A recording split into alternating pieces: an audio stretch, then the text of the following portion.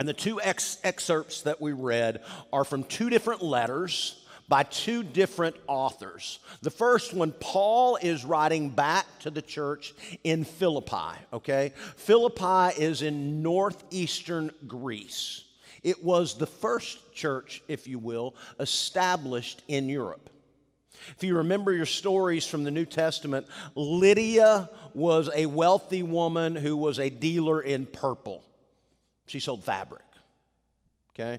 Purple was the most expensive fabric. Why? It was the most expensive dye. Then there was also a story about a jailer that was going to kill himself because he thought Paul and the others had escaped. And Paul said, no, we're all here worshiping God, giving thanks to God. The jail came open, but we're still here. And the story of Paul preaching the good news to that jailer and his family, and his entire household was baptized. These were the first two converts, if you will.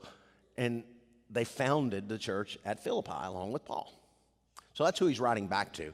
Peter is writing to the churches in Asia Minor from Rome, and he is encouraging them to remain strong in the face of persecution. Now, both of these early church fathers are in essence addressing the same issue, okay? How do Christians live in a world that seems to be so corrupt, so vile, so morally bankrupt, so cruel, so vicious, and remain true to their faith? It's what these early church fathers were writing back to these early churches about. It's a good thing that doesn't describe our world today, right?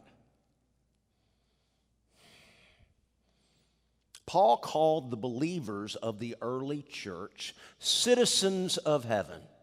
Our citizenship is in heaven. Peter called the believers of the early church foreigners and exiles. Now, these really seem to be polar opposite concepts, don't they? But they're not. Both authors are basically communicating the same sentiment, the same message. As followers of Jesus, they were called followers of the way. We're called Christians, okay? We're really out of place. We don't fit in. We should stand out.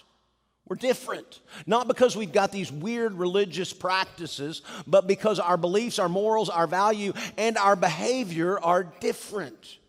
And as followers of Christ, we live in a world that we hope to impact while longing for a different world, a different reality, if you will. We have a future promise that should influence our present situation.